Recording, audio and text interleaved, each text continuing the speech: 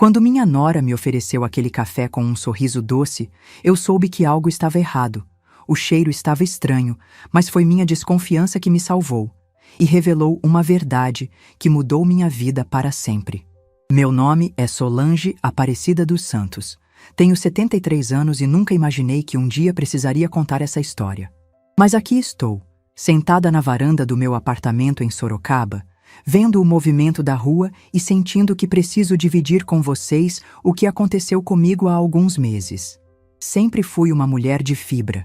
Minha mãe me ensinou desde pequena que a gente não desiste das pessoas que ama, mesmo quando elas não merecem nosso amor. Carreguei essa lição comigo durante toda a vida, às vezes até demais. Aos 73 anos, depois de tudo que vivi, posso dizer que aprendi a diferença entre ser boa e ser boba. Era uma manhã de quinta-feira quando aconteceu. Eu estava na cozinha da casa do meu filho Marcelo, preparando o café da manhã para as crianças como fazia todos os dias há 3 anos. Isabela, minha neta de 16 anos, precisava sair cedo para o colégio e Pedro, de 13 anos, sempre demorava para acordar. Minha rotina era essa: acordar às 5h30, preparar tudo para a família e depois cuidar da casa enquanto Marcelo e Viviane trabalhavam. Viviane, minha nora, costumava acordar por volta das 8, sempre com aquele ar de quem estava fazendo um grande favor ao mundo por ter saído da cama.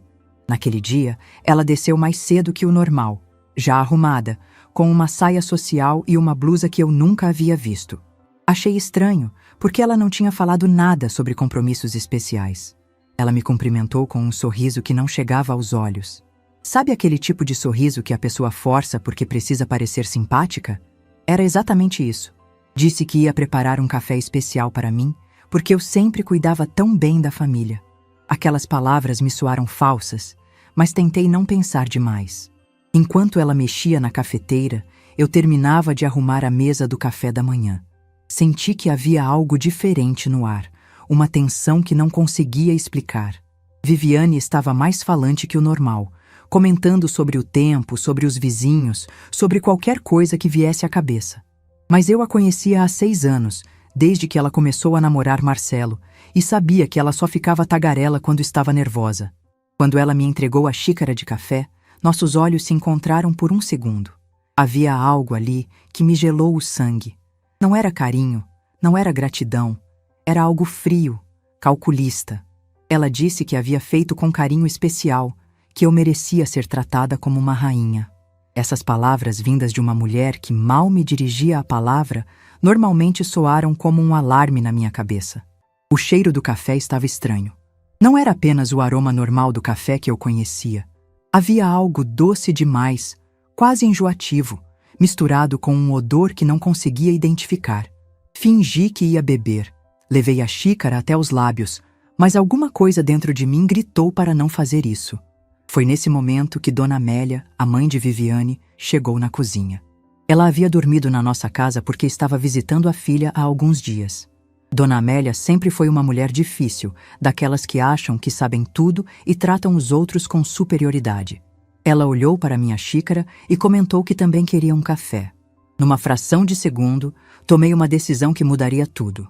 Quando Viviane se virou para pegar outra xícara para a mãe, rapidamente empurrei minha xícara para o lado da pia, próxima de onde Dona Amélia estava. Não sei o que me deu aquela intuição, mas senti que precisava fazer isso. Quando Viviane voltou com a xícara da mãe, Dona Amélia já havia pegado a minha xícara, achando que era para ela.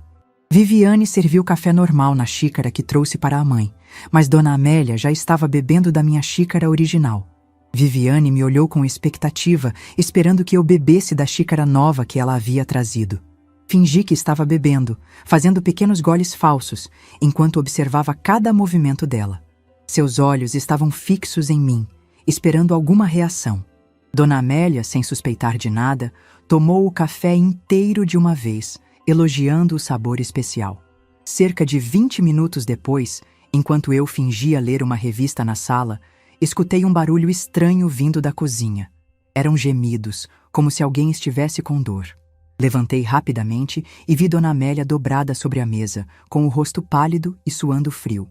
Ela estava vomitando violentamente e suas mãos tremiam descontroladamente. O desespero de Viviane foi imediato. Ela correu para a mãe, gritando que ia chamar uma ambulância, que devia ser algo que ela havia comido. Mas enquanto ela gritava e se desesperava, nossos olhos se encontraram por um segundo. Naquele momento, vi o pânico puro no rosto dela. Não era o pânico de uma filha preocupada. Era o pânico de alguém que havia sido descoberta. Dona Amélia foi levada para o hospital. Os médicos disseram que ela havia ingerido algo que causou uma intoxicação severa, mas que se recuperaria completamente. Viviane inventou uma história sobre comida estragada, sobre a mãe ter problemas de estômago. Mas eu sabia a verdade. Eu sabia que aquele café estava destinado a mim. Durante toda a confusão, fiquei em silêncio. Não acusei, não gritei, não fiz drama. Apenas observei. Observei como Viviane tentava parecer preocupada, como inventava desculpas, como seus olhos evitavam os meus. Observei e entendi que minha vida havia estado em perigo, e que a pessoa que deveria me proteger como família era exatamente quem queria me fazer mal. Naquela noite, deitada no meu quarto, com a casa finalmente silenciosa, uma certeza tomou conta de mim. Não podia mais fingir que não havia acontecido nada. Não podia mais aceitar viver numa casa onde alguém desejava a minha morte. Não podia mais ser a velha ingênua que acreditava que o amor familiar era mais forte que qualquer coisa. Peguei meu celular e comecei a fazer algumas ligações. Não para a polícia, não para denunciar, mas para pessoas que poderiam me ajudar a sair daquela situação com dignidade. Pessoas que me conheciam há décadas e sabiam que eu não era uma mulher que inventava histórias. Às 3 da manhã, eu havia traçado um plano. Não ia confrontar Viviane diretamente, não ia criar um escândalo, ia fazer algo que ela jamais esperaria. Algo que mudaria minha vida para sempre, mas que me devolveria algo que eu havia perdido há muito tempo. Minha segurança, minha dignidade, meu direito de existir sem medo. O silêncio daquela madrugada foi diferente de todos os outros. Era o silêncio de uma mulher que havia descoberto que sua bondade estava sendo usada contra ela. Era o silêncio de uma mulher que finalmente havia acordado para a realidade. E essa realidade, por mais dolorosa que fosse, me deu a força que eu precisava para mudar tudo. Ninguém naquela casa sabia, mas aquele café com cheiro estranho não havia sido apenas uma tentativa de me fazer mal. Havia sido o despertar de uma Solange que eles não conheciam. Uma Solange que não ia mais aceitar ser tratada como um estorvo. Uma Solange que estava pronta para lutar pela própria vida. Nos dias seguintes àquele episódio, mantive minha rotina normal, mas por dentro tudo havia mudado. Acordava no mesmo horário, preparava o café da manhã das crianças, arrumava a casa, mas agora cada gesto tinha um peso diferente. Era como se estivesse representando um papel numa peça de teatro, fingindo ser a mesma Solange de sempre. Viviane também tentava agir normalmente, mas eu percebia sua tensão.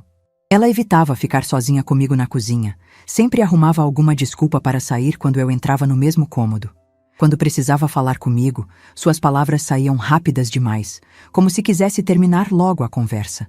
Eu apenas sorria e respondia com educação, mas por dentro estava observando cada detalhe. Marcelo notou que algo estava diferente. Numa manhã de sábado, ele comentou que eu estava mais quieta que o normal. Perguntou se eu estava me sentindo bem, se precisava de alguma coisa. Olhei para meu filho, aquele homem de 45 anos que eu havia criado sozinha depois que Osvaldo nos abandonou, e senti uma pontada no coração. Como explicar que sua esposa havia tentado me fazer mal? Como contar que a mulher que ele amava via sua mãe como um obstáculo? Respondi que estava apenas um pouco cansada, que talvez fosse a idade chegando. Ele me abraçou carinhosamente e disse que eu era uma guerreira, que admirava minha força. Aquelas palavras me emocionaram e ao mesmo tempo me deram certeza de que não podia envolver Marcelo naquela situação. Ele havia sofrido demais quando o pai nos abandonou, havia lutado tanto para construir sua família. Não ia ser eu quem destruiria sua felicidade, mas isso não significava que eu ficaria passiva. Comecei a relembrar como havia chegado até aquela situação. Depois que Osvaldo me deixou por uma mulher 20 anos mais nova, eu me dediquei completamente ao Marcelo.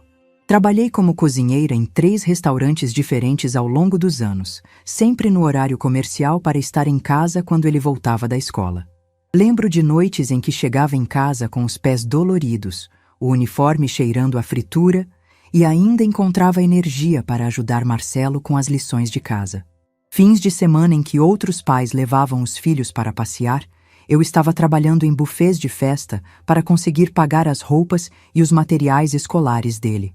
Marcelo cresceu sendo um menino responsável, carinhoso, sempre preocupado comigo.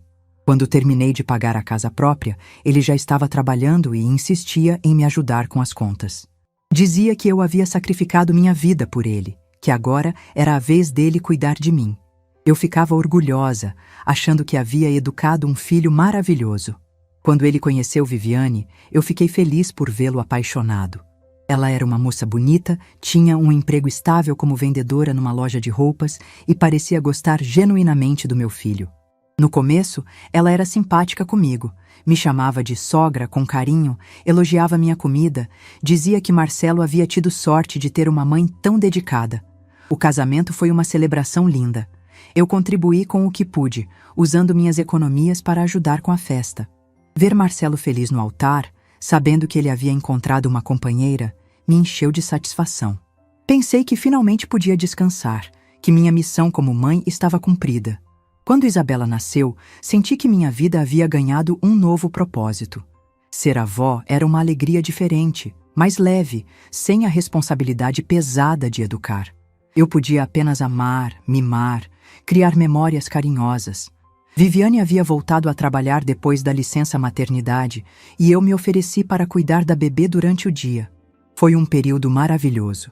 Isabela era uma criança doce, risonha, que parecia se acalmar no meu colo. Eu cantava as mesmas canções que havia cantado para Marcelo, contava histórias, brincava no chão com ela. Viviane parecia grata pela minha ajuda, sempre dizendo que não sabia o que faria sem mim.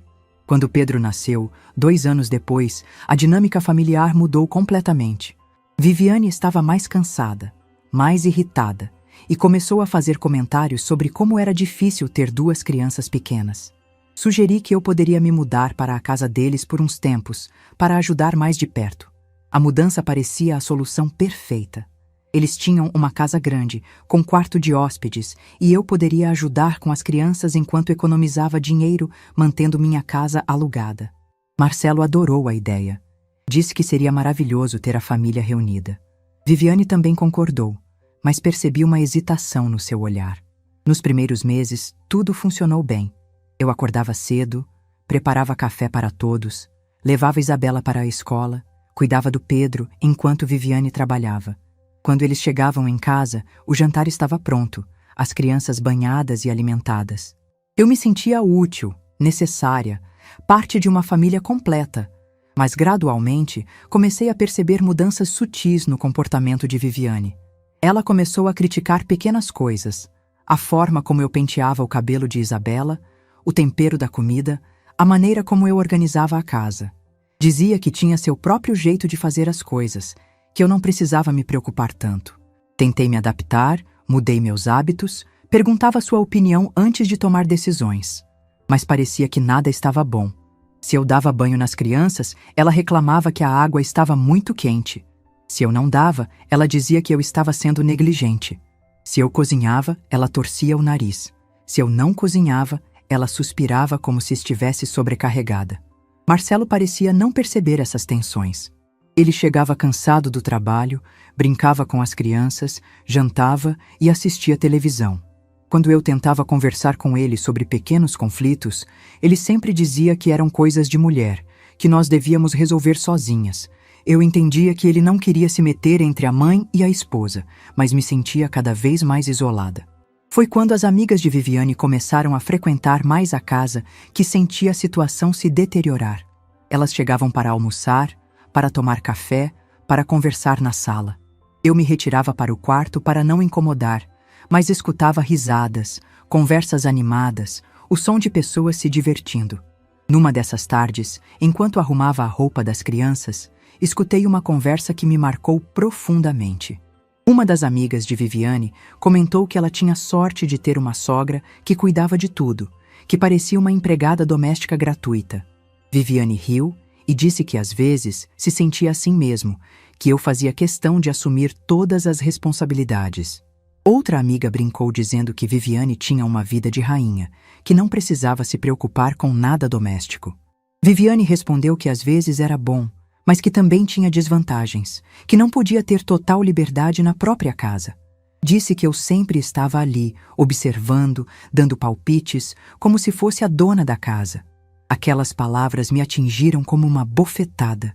Eu que pensava estar ajudando, estava sendo vista como uma intrusa.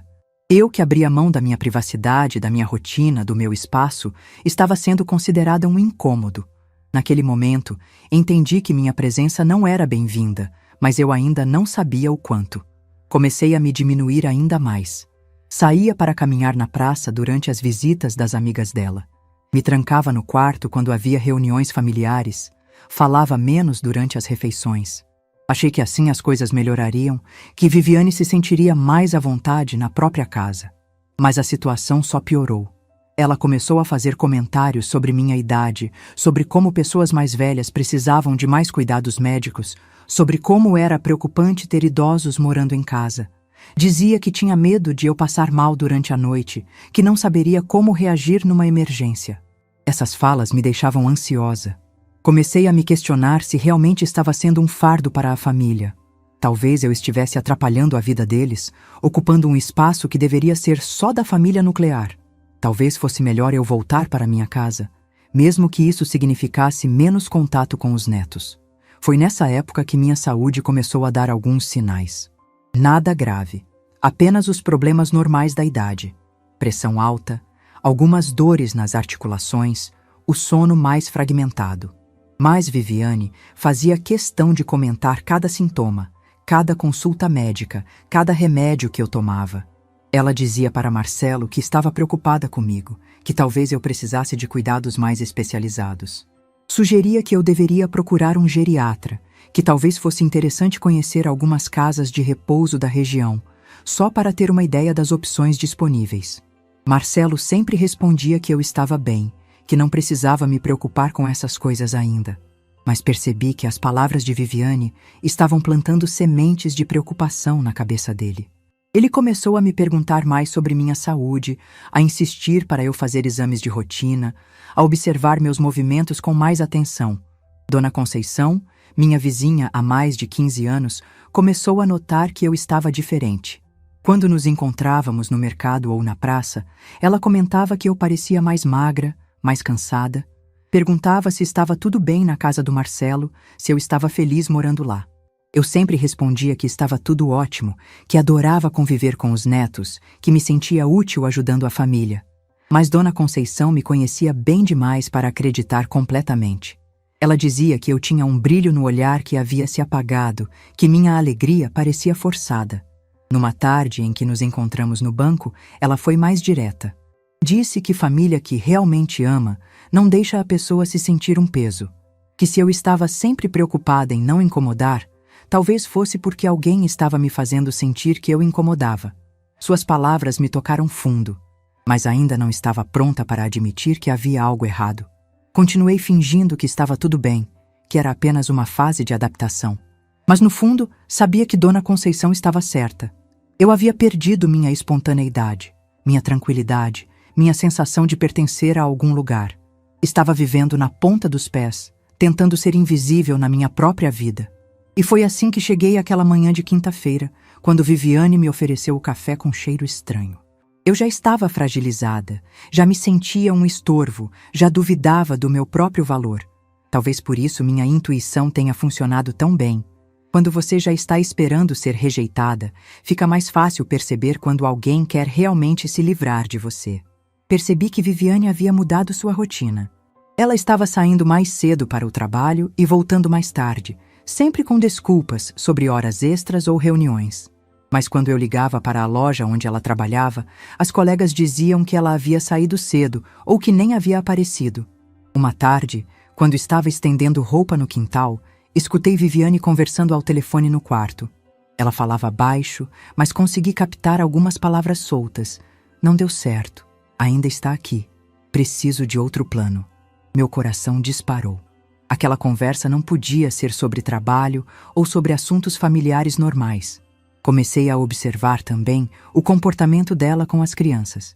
Isabela e Pedro sempre foram carinhosos comigo, mas percebi que Viviane estava plantando sementes de distanciamento. Ela dizia para eles que eu estava ficando esquecida, que não deviam me incomodar quando eu estivesse descansando, que vovó precisava de mais silêncio porque pessoas da minha idade se cansavam facilmente. Isabela, que sempre gostou de conversar comigo sobre a escola, sobre os amigos, começou a se afastar. Quando eu tentava puxar assunto, ela respondia com monossílabos e logo arrumava uma desculpa para sair. Pedro, que adorava que eu contasse histórias na hora de dormir, começou a dizer que preferia que a mãe colocasse ele para dormir. Essas mudanças me doíam profundamente. Eu sentia que estava perdendo meus netos, que eles estavam sendo influenciados a me verem como uma pessoa problemática. Mas não podia culpá-los. Eles eram apenas crianças, absorvendo os sinais que recebiam dos adultos ao redor. Foi quando decidi procurar Dona Conceição. Não podia mais guardar aquela angústia sozinha. Numa tarde em que Viviane havia saído e as crianças estavam na escola, fui até a casa dela. Encontrei minha amiga regando as plantas no jardim, com aquele sorriso acolhedor que sempre me tranquilizava. Sentamos na varanda e, pela primeira vez em meses, abri meu coração completamente. Contei sobre os comentários constantes de Viviane, sobre como me sentia um estorvo na casa, sobre o episódio do café e sobre minhas suspeitas. Dona Conceição me escutou em silêncio, apenas balançando a cabeça com expressão preocupada. Quando terminei de falar, ela segurou minha mão e disse: Solange, você precisa sair dessa casa. Essa moça não quer apenas que você se afaste. Ela quer que você desapareça completamente. Suas palavras confirmaram meus piores medos, mas também me deram a coragem que eu precisava para encarar a realidade. Dona Conceição me contou que havia percebido movimentos estranhos na casa do Marcelo. Carros desconhecidos parando na frente, pessoas que ela não reconhecia entrando e saindo. Ela achava que eram visitas de trabalho ou amigos, mas agora suspeitava que pudesse ser algo mais sério. Ela também me revelou que havia escutado Viviane conversando com uma vizinha alguns dias antes. Viviane havia comentado que estava preocupada com minha saúde mental, que eu andava confusa, esquecida, que talvez precisasse de cuidados especiais. A vizinha havia sugerido que existiam lugares especializados para idosos com problemas de memória. Aquela informação me gelou o sangue. Viviane estava preparando o terreno para questionar minha capacidade mental. Se algo acontecesse comigo, se eu fosse encontrada em estado alterado, todos diriam que eu já vinha apresentando sinais de confusão. Ninguém suspeitaria que havia sido induzido.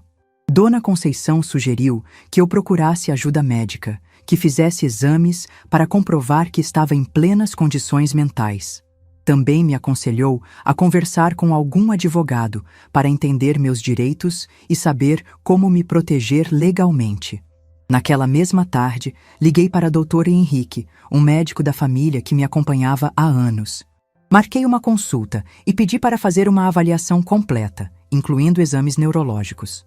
Expliquei que estava me sentindo questionada sobre minha capacidade mental e precisava de documentos que comprovassem minha lucidez. Dr. Henrique ficou surpreso com meu pedido, mas entendeu a seriedade da situação. Ele me conhecia há décadas, sabia que eu era uma mulher lúcida e responsável. Disse que faria todos os exames necessários e que me daria um laudo médico detalhado sobre minha condição mental. Enquanto esperava os resultados dos exames, comecei a documentar tudo o que acontecia na casa. Anotava em um caderninho os comentários de Viviane, as mudanças de comportamento, os episódios estranhos. Não sabia se essas informações seriam úteis no futuro, mas sentia que precisava ter algum tipo de registro. Foi durante essa época que descobri algo que mudou completamente minha perspectiva sobre a situação. Numa manhã em que todos haviam saído, decidi organizar os papéis da casa, algo que sempre fazia para ajudar Marcelo. Enquanto arrumava as gavetas do escritório, encontrei alguns documentos que me chamaram a atenção. Havia orçamentos de casas de repouso, panfletos de clínicas especializadas em idosos, informações sobre internação involuntária. Todos guardados numa pasta com meu nome escrito à mão. Havia também anotações sobre minha rotina, meus hábitos, minhas pequenas confusões normais da idade. Mas o que mais me chocou foi encontrar uma conversa impressa, aparentemente de um grupo de WhatsApp. Viviane havia compartilhado com as amigas detalhes sobre minha saúde, sobre episódios que ela inventava ou exagerava. Dizia que eu estava ficando perigosa, que já havia esquecido o fogão ligado, que às vezes não reconhecia as pessoas. Tudo aquilo eram mentiras. Eu nunca havia esquecido o fogão ligado, nunca havia tido problemas de reconhecimento. Mas Viviane estava construindo uma narrativa, criando evidências falsas para justificar uma eventual internação. Ela estava documentando minha deterioração mental para usar quando fosse conveniente. Fotografei todos aqueles documentos com meu celular. Minhas mãos tremiam enquanto fazia as fotos, mas sabia que aquelas eram as provas que eu precisava. Guardei tudo exatamente como estava, para não levantar suspeitas, mas agora tinha evidências concretas do que estava acontecendo. Quando Marcelo chegou do trabalho naquela noite, observei-o com outros olhos. Será que ele sabia dos planos de Viviane? Será que estava sendo manipulado como eu? Ou era cúmplice da situação? Sua atitude comigo parecia genuinamente carinhosa, mas percebi que ele estava mais atento aos meus movimentos, mais questionador sobre minhas atividades. Durante o jantar, Viviane comentou que havia marcado uma consulta com um geriatra para mim. Disse que estava preocupada com alguns episódios que eu havia tido, que achava importante fazer um acompanhamento preventivo. Marcelo concordou, dizendo que era mesmo uma boa ideia, que prevenção era sempre melhor. Eu sorri e disse que achava interessante, que topava ir ao médico. Mas por dentro, sabia que aquela consulta não era para meu bem-estar. Era o próximo passo do plano de Viviane. Ela provavelmente já havia conversado com o médico, já havia plantado informações sobre meu suposto declínio mental. Naquela noite, tomei uma decisão que mudaria tudo. Não ia mais esperar passivamente para ver até onde Viviane estava disposta a ir. Não ia mais aceitar ser tratada como uma peça inconveniente que precisava ser removida do tabuleiro. Ia agir, mas de forma inteligente, usando as próprias armas que ela estava usando contra mim. Liguei para a Dona Conceição e contei sobre minha descoberta. Ela ficou horrorizada, mas também me parabenizou pela coragem de investigar. Disse que eu precisava sair daquela casa imediatamente, que não era seguro continuar convivendo com uma pessoa capaz de tanto planejamento malicioso. Mas eu não queria apenas sair. Queria que Viviane soubesse que eu havia descoberto seus planos. Queria que ela entendesse que havia subestimado completamente a velhinha confusa que pensava estar manipulando. Queria que ela sentisse o mesmo medo que eu havia sentido naquela manhã do café. Comecei a planejar minha estratégia. Não ia confrontá-la diretamente, não ia fazer escândalo. Ia usar a mesma sutileza que ela havia usado comigo. Ia fazer com que ela percebesse aos poucos que eu sabia de tudo. Ia inverter o jogo, fazendo com que ela se sentisse observada, questionada, insegura. Primeiro, comecei a fazer comentários aparentemente inocentes sobre memória e lucidez.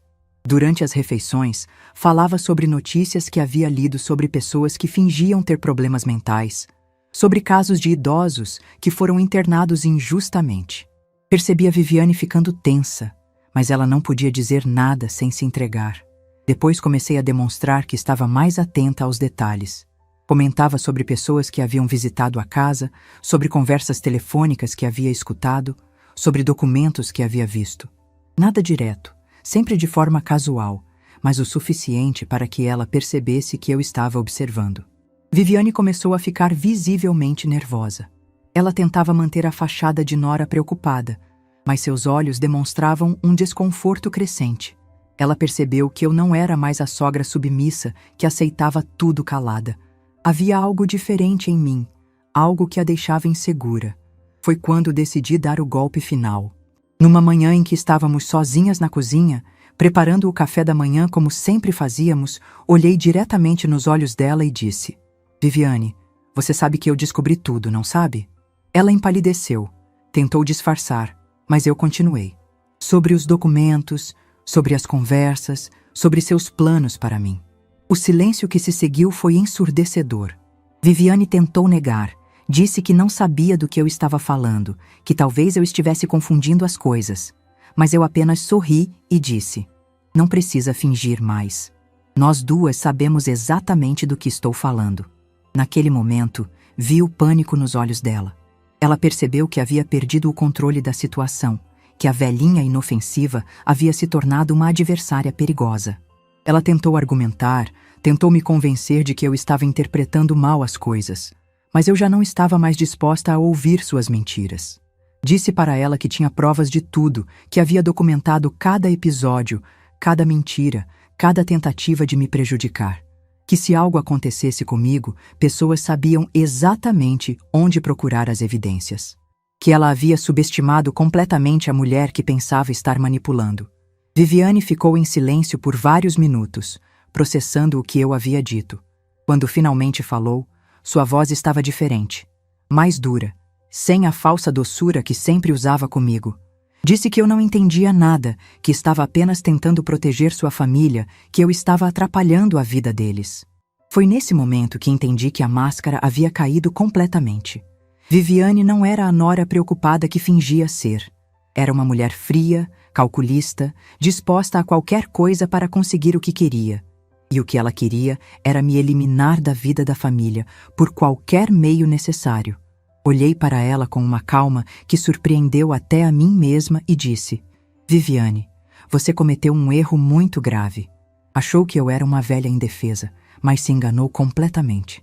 Agora você vai descobrir do que uma mulher de 73 anos é capaz quando decide lutar pela própria vida. Depois daquele confronto na cozinha, sabia que não podia mais perder tempo.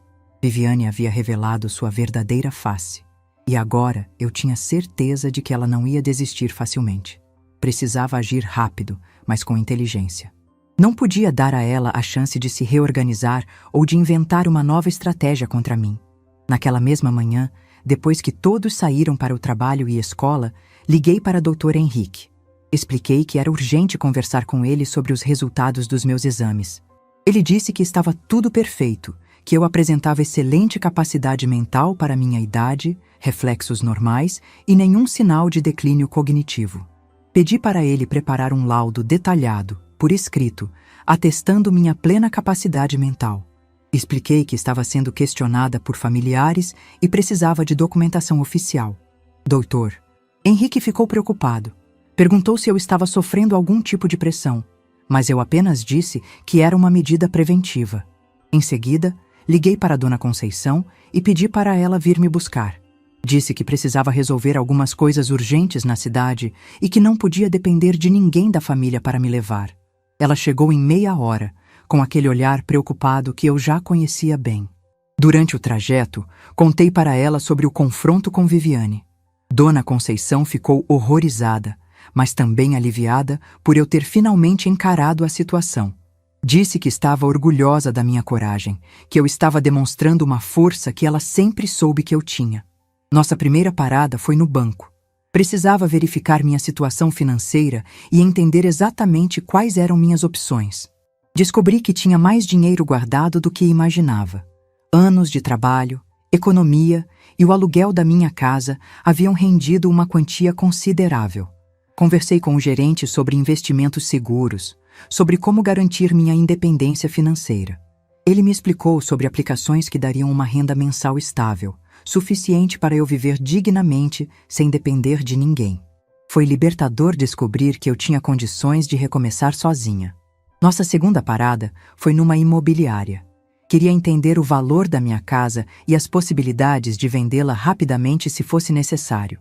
O corretor me informou que o imóvel estava muito valorizado, que seria fácil encontrar compradores interessados. Também perguntei sobre apartamentos para alugar na região central da cidade.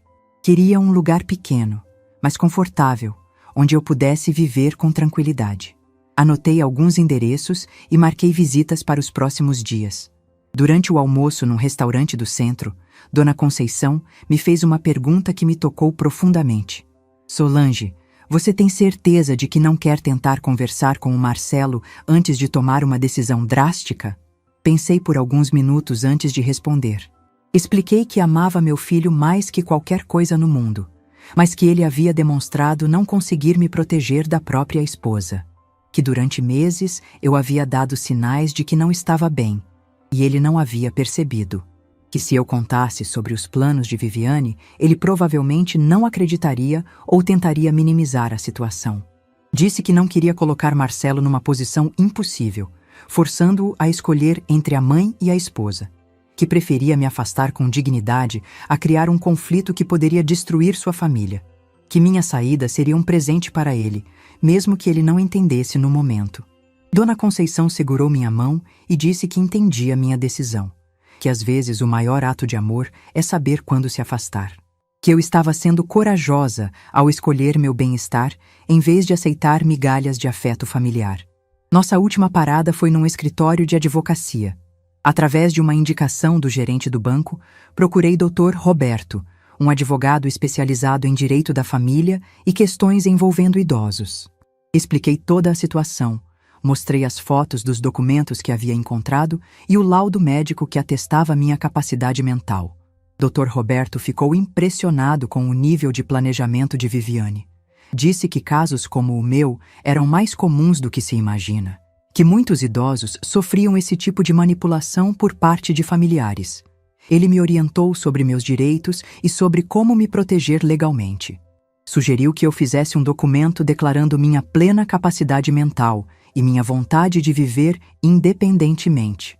Também me aconselhou a oficializar por escrito que qualquer tentativa de internação sem meu consentimento seria considerada sequestro. Disse que isso me protegeria de futuras tentativas de Viviane. Quando voltamos para casa no final da tarde, eu me sentia uma mulher diferente. Não era mais a sogra submissa que aceitava tudo calada. Havia me tornado uma pessoa com planos concretos, com recursos próprios, com proteção legal. Viviane não sabia, mas eu havia construído uma fortaleza ao meu redor. Naquela noite, durante o jantar, observei cada membro da família com outros olhos. Marcelo falava sobre o trabalho com entusiasmo, sem perceber a tensão entre sua mãe e sua esposa. Isabela e Pedro brincavam e riam, alheios aos conflitos dos adultos. Viviane comia em silêncio, evitando o meu olhar. Depois do jantar, quando estava ajudando a arrumar a cozinha, Viviane se aproximou de mim. Falou baixo, para ninguém escutar, e disse que esperava que eu não fizesse nada precipitado, que seria melhor para todos se eu esquecesse nossa conversa da manhã e voltasse a agir normalmente. Olhei para ela com um sorriso sereno e disse: Viviane, você ainda não entendeu. Eu não vou mais fingir que está tudo bem. Não vou mais aceitar ser tratada como um problema a ser resolvido. Você criou essa situação, agora vai ter que conviver com as consequências. Ela tentou argumentar, disse que eu estava exagerando, que talvez pudéssemos encontrar uma solução que funcionasse para todos. Mas eu já não estava mais interessada em negociar. Disse que ela havia tido meses para me tratar com respeito e havia escolhido o caminho da manipulação e da crueldade. Nos dias seguintes, comecei a executar meu plano de saída. Visitei 3 apartamentos e escolhi um que me encantou. Era pequeno, mas tinha uma vista linda, ficava perto do centro da cidade e tinha um preço justo. Fechei o contrato de aluguel no mesmo dia. Comecei a separar discretamente minhas coisas pessoais. Não queria criar drama ou despertar suspeitas. Então, fui organizando tudo aos poucos. Separei documentos importantes, fotos de família, roupas essenciais e alguns objetos que tinham valor sentimental. Dona Conceição me ajudou a comprar móveis básicos para o apartamento. Nada muito elaborado, apenas o essencial. Uma cama, um guarda-roupa, uma mesa pequena, 2 cadeiras e alguns utensílios de cozinha. Queríamos que o lugar estivesse pronto para quando eu decidisse me mudar. Durante esse período, percebi que Viviane estava ficando cada vez mais nervosa. Ela tentava manter a fachada de normalidade, mas seus olhos demonstravam ansiedade. Às vezes a pegava me observando, como se estivesse tentando descobrir o que eu estava planejando. Marcelo também começou a notar que havia algo diferente no clima da casa. Numa noite, ele me perguntou se eu estava bem, se havia acontecido alguma coisa entre mim e Viviane. Respondi que estava tudo normal, que apenas estava refletindo sobre minha vida e meus planos para o futuro. Ele ficou preocupado. Perguntou se eu estava pensando em se mudar. Disse que adorava ter-me ali, que as crianças se beneficiavam muito da minha presença, que eu era parte fundamental da família. Suas palavras me emocionaram, mas também me confirmaram que ele não tinha ideia do que estava acontecendo debaixo do próprio teto. Uma semana depois de ter alugado o apartamento, tomei coragem para dar o próximo passo. Era uma sexta-feira, e eu sabia que seria minha última noite dormindo naquela casa. Havia chegado o momento de me despedir, mesmo que ninguém ainda soubesse disso. Preparei um jantar especial, com os pratos preferidos de cada um. Queria que aquela última refeição em família fosse memorável, pelo menos para mim. Durante o jantar, observei cada rosto, cada gesto, tentando gravar tudo na memória. Depois que as crianças foram dormir, sentei na sala com Marcelo e Viviane. Disse que precisava conversar com eles sobre uma decisão importante que havia tomado. Marcelo ficou atento, Viviane ficou tensa. Comecei explicando que havia refletido muito sobre minha vida, sobre meus planos para o futuro. Que aos 73 anos sentia que precisava de mais independência, de um espaço que fosse verdadeiramente meu. Que havia decidido voltar a morar sozinha. Marcelo ficou surpreso. Tentou argumentar que eu não precisava sair, que eles gostavam de ter-me ali. Mas eu fui firme. Expliquei que não era uma decisão contra eles, mas a favor de mim mesma. Que queria viver meus últimos anos com autonomia e dignidade. Viviane tentou parecer preocupada. Disse que eu era muito importante para a família, que seria difícil imaginar a casa sem mim. Mas eu percebi o alívio em seus olhos, a satisfação mal disfarçada. Ela havia conseguido o que queria, mas de uma forma que não comprometeria sua imagem. Disse que já havia providenciado tudo, que no dia seguinte me mudaria para um apartamento que havia alugado, que continuaria sendo a avó das crianças, mas que precisava de um espaço próprio para ser eu mesma, que esperava que eles entendessem e respeitassem minha decisão. Marcelo ficou visivelmente abalado, disse que se sentia como se estivesse falhando comigo, que sempre quis que eu me sentisse em casa ali, que não entendia o que havia mudado. Suas palavras me tocaram profundamente, mas eu sabia que não podia voltar atrás. Expliquei que ele não havia falhado comigo, que era um filho maravilhoso, que minha saída não era um julgamento sobre ele ou sobre a família que havia construído, que era simplesmente uma escolha pessoal, uma necessidade que eu sentia de retomar minha independência. Naquela noite, fiquei acordada até tarde, olhando para o teto e refletindo sobre tudo o que havia acontecido. Não estava triste, estava tranquila. Pela primeira vez em meses, sentia que estava no controle da minha própria vida, que havia tomado uma decisão baseada no meu bem-estar, não no que os outros esperavam de mim. Sabia que o dia seguinte seria difícil, que haveria lágrimas e despedidas, mas também sabia que estava fazendo a coisa certa. Estava escolhendo minha dignidade, minha segurança, minha paz de espírito. Estava escolhendo viver os meus últimos anos nos meus próprios termos. Viviane havia tentado me quebrar, me diminuir, me transformar numa sombra de mim mesma, mas havia subestimado completamente a força que uma mulher de 73 anos pode ter quando decide lutar pela própria vida. Eu estava pronta para mostrar ao mundo que nunca é tarde demais para recomeçar. A mudança aconteceu numa manhã de sábado ensolarada. Dona Conceição chegou cedo com seu genro, que tinha uma caminhonete para me ajudar a levar minhas coisas. Eu havia embalado tudo durante a semana, em caixas pequenas para não chamar atenção. Minhas décadas de vida cabiam em poucos volumes, mas cada objeto carregava memórias preciosas. Marcelo ajudou a carregar as caixas, com um silêncio pesado que me partia o coração. Ele tentava disfarçar, mas eu via a tristeza em seus olhos. Perguntou várias vezes se eu tinha certeza da decisão, se não queria ficar mais alguns dias para pensar melhor. Respondi sempre com carinho, mas com firmeza, que minha decisão estava tomada. Viviane observava tudo da janela da sala, fingindo organizar umas revistas. Ela não se ofereceu para ajudar, não demonstrou nenhum pesar pela minha saída. Apenas me dirigiu um aceno educado quando eu me despedi, com aquele sorriso falso que eu já conhecia tão bem. Mas percebi algo diferente em seus olhos, um misto de alívio e preocupação. Ela havia conseguido o que queria, mas não da forma que planejara. As crianças ficaram confusas com a mudança. Isabela me perguntou por que eu estava indo embora, se havia feito alguma coisa errada. Abracei-a com força e expliquei que às vezes os adultos precisam de mudanças, que eu continuaria sendo a avó que sempre fui, apenas morando em outro lugar. Pedro chorou um pouco, disse que ia sentir falta das minhas histórias antes de dormir. Prometi para os dois que poderiam me visitar sempre que quisessem, que minha nova casa teria um quarto especial só para quando eles fossem dormir lá, que faríamos programas diferentes, que conheceríamos lugares novos juntos. Tentei transformar aquela despedida em algo positivo, uma nova aventura que começaríamos juntos. Quando chegamos ao apartamento, senti uma emoção inexplicável. Era pequeno, simples, mas era meu, completamente meu. Ninguém poderia me fazer sentir um estorvo ali. Ninguém poderia questionar minha presença. Cada cantinho daquele espaço seria ocupado por mim, organizado do meu jeito, decorado com as coisas que eu gostava. Dona Conceição ficou comigo o dia inteiro, ajudando a organizar tudo. Colocamos as roupas no guarda-roupa, arrumamos os poucos móveis, espalhamos as fotografias pelos cômodos.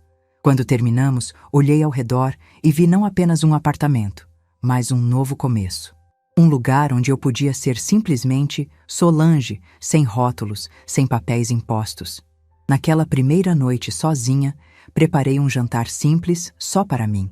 Sentei à mesa pequena da cozinha, olhando pela janela para o movimento da rua e senti uma paz que não experimentava há anos. Não havia vozes me questionando, não havia olhares de desaprovação, não havia tensão no ar. Apenas o silêncio reconfortante de quem está em casa. Nos primeiros dias, estabeleci uma rotina nova.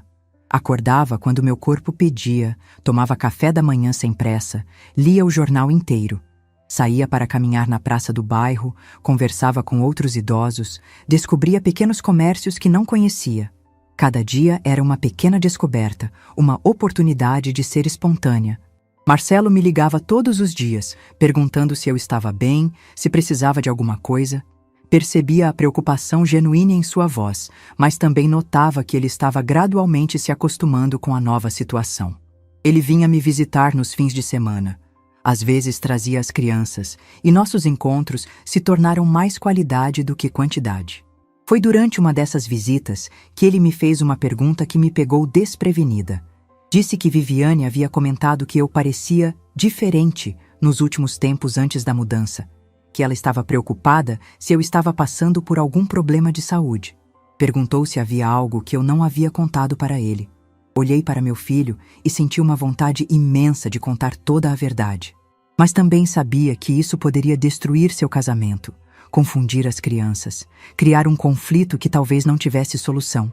Decidi protegê-lo, como havia feito a vida toda. Respondi que realmente havia passado por um período de reflexão, que havia questionado meu papel na família, minha utilidade, meu espaço. Que às vezes, pessoas da minha idade passam por crises existenciais, que eu precisava provar para mim mesma que ainda era capaz de viver independentemente. Que minha mudança havia sido preventiva, não curativa. Marcelo pareceu entender. Disse que admirava minha coragem de recomeçar aos 73 anos, que estava orgulhoso de ter uma mãe tão forte e determinada. Suas palavras me emocionaram, mas também me confirmaram que eu havia tomado a decisão certa, ao não envolvê-lo no conflito com Viviane. 3 meses depois da mudança, algo inesperado aconteceu. Dona Conceição veio me visitar com uma expressão preocupada. Disse que havia escutado comentários na vizinhança sobre problemas na casa do Marcelo, que os vizinhos haviam notado discussões frequentes, que as crianças pareciam mais agitadas, que Viviane estava saindo de casa em horários estranhos. Uma semana depois, Marcelo apareceu no meu apartamento num estado que eu não o via há anos. Estava abatido, com olheiras profundas, e me pediu para conversar. Disse que estava passando por dificuldades no casamento, que Viviane estava diferente desde que eu saí de casa. Contou que ela havia começado a sair mais, a chegar tarde, a dar desculpas vagas sobre onde estava. Que quando ele questionava, ela dizia que estava se sentindo presa, que precisava de mais liberdade, que havia descoberto que ela estava se encontrando com outros homens, que talvez tivesse alguém específico na vida dela. Meu coração se apertou vendo meu filho sofrer, mas uma parte de mim entendeu que a máscara de Viviane finalmente estava caindo completamente. Sem ter a mim como alvo de suas frustrações, sem ter a quem culpar por sua insatisfação, ela estava revelando quem realmente era. Marcelo me perguntou se eu havia notado alguma coisa estranha antes de sair de casa. Se havia algum sinal que ele não percebera, alguma pista que pudesse explicar o comportamento atual da esposa. Olhei para ele com carinho e disse que havia notado que Viviane parecia inquieta, mas que não imaginava que fosse algo tão sério. Nos meses seguintes, acompanhei de longe o desenrolar da crise no casamento do meu filho. Viviane havia se mudado para um apartamento no centro da cidade, deixando as crianças com Marcelo. Ela vinha buscá-las apenas nos fins de semana, quando convinha. Havia se tornado a mãe ausente que sempre criticava nos outros. Isabela e Pedro começaram a me visitar mais frequentemente. Marcelo trazia-os para passar tardes comigo, e eu percebia que eles estavam confusos com a separação dos pais. Tentava oferecer-lhes um porto seguro, um lugar onde podiam falar sobre seus sentimentos sem julgamentos. Foi através das crianças que soube que Viviane havia se envolvido com um homem casado, que havia conhecido através de grupos de mensagem. Que ela dizia para as amigas que finalmente estava vivendo sua vida, que havia perdido anos cuidando de uma família que não a valorizava. Que falava de mim como se eu tivesse sido um peso que finalmente tirou das costas. Essa informação me deu uma perspectiva completa do que havia acontecido.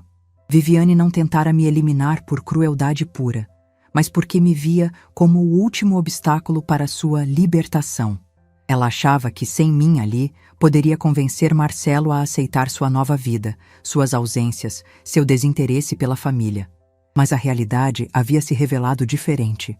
Sem ter a mim como bode expiatório, sem poder culpar a sogra pelos problemas do casamento, ela precisou assumir a responsabilidade por suas próprias escolhas.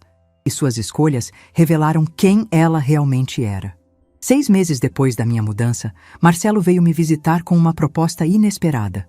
Disse que queria se mudar para um apartamento maior, próximo ao meu, para que pudéssemos nos ver mais frequentemente. Que queria criar uma nova rotina familiar, onde eu tivesse meu espaço, mas estivesse presente na vida das crianças. Olhei para meu filho e vi um homem mais maduro, que havia aprendido lições difíceis sobre relacionamentos e família. Que havia entendido o valor de ter pessoas que realmente se importam por perto. Que não queria repetir os erros que o levaram a quase perder a mãe. Hoje, 1 ano depois daquela manhã em que Viviane me ofereceu o café com cheiro estranho, posso dizer que encontrei uma paz que não sabia que existia. Vivo numa harmonia que construí com minhas próprias mãos, em decisões que tomei com base no meu bem-estar. Marcelo mora a 2 quadras de distância, e nossa relação se tornou mais verdadeira, mais respeitosa. Isabela e Pedro me visitam quase todos os dias depois da escola, e criamos uma nova dinâmica familiar baseada no amor genuíno, não na obrigação. Viviane desapareceu das nossas vidas. Ela liga para as crianças esporadicamente, sempre com desculpas para não vê-las. Tornou-se exatamente o que sempre criticou: uma mãe ausente, uma pessoa que prioriza seus próprios desejos acima da família. Às vezes me pergunto se fui muito dura, se deveria ter tentado salvar o casamento do meu filho. Mas então, lembro de como me sentia naquela casa, invisível, diminuída, com medo da própria nora. Lembro do café com cheiro estranho, dos documentos escondidos, dos planos sinistros que descobri. E entendo que não salvei apenas minha própria vida. Salvei Marcelo de uma relação tóxica, salvei as crianças de crescerem numa casa cheia de mentiras, salvei toda a família de uma pessoa que era capaz de qualquer coisa para conseguir o que queria. Hoje, quando olho pela janela do meu apartamento e vejo o sol nascer sobre a cidade, sinto uma gratidão imensa por ter encontrado forças para reagir. Por ter descoberto que aos 73 anos ainda posso fazer escolhas corajosas, ainda posso mudar o rumo da minha história. Meu silêncio naquela manhã, quando fingi beber o café e troquei as xícaras, foi o primeiro passo de uma jornada de autodescoberta. Descobri que bondade não é sinônimo de fraqueza, que gentileza não significa aceitar qualquer coisa, que amor próprio é a base de todos os outros amores. Se essa história chegou até você, se tocou seu coração de alguma forma, saiba que nunca é tarde para recomeçar, que nossa idade não define nossa capacidade de luta, que nossa experiência é nossa maior arma contra quem tenta nos diminuir. A vida me ensinou que o verdadeiro amor não precisa de sacrifícios extremos, não exige que nos anulemos, não nos obriga a aceitar migalhas. O verdadeiro amor nos enxerga, nos respeita, nos valoriza pelo que somos, não pelo que podemos oferecer. E foi exatamente esse amor que encontrei quando decidi me amar primeiro. Quando escolhi minha dignidade, minha segurança, minha paz de espírito. Quando entendi que cuidar de mim não era egoísmo, mas necessidade. Hoje sou uma mulher realizada, não porque tenho tudo o que sempre quis, mas porque tenho algo muito mais precioso: a certeza de que mereço respeito, a coragem de exigir dignidade e a sabedoria de saber quando é hora de recomeçar. Se essa história tocou seu coração, deixe seu like, se inscreva no canal e comente aqui embaixo. No meu lugar, o que você faria? Sua mensagem pode iluminar o dia de alguém.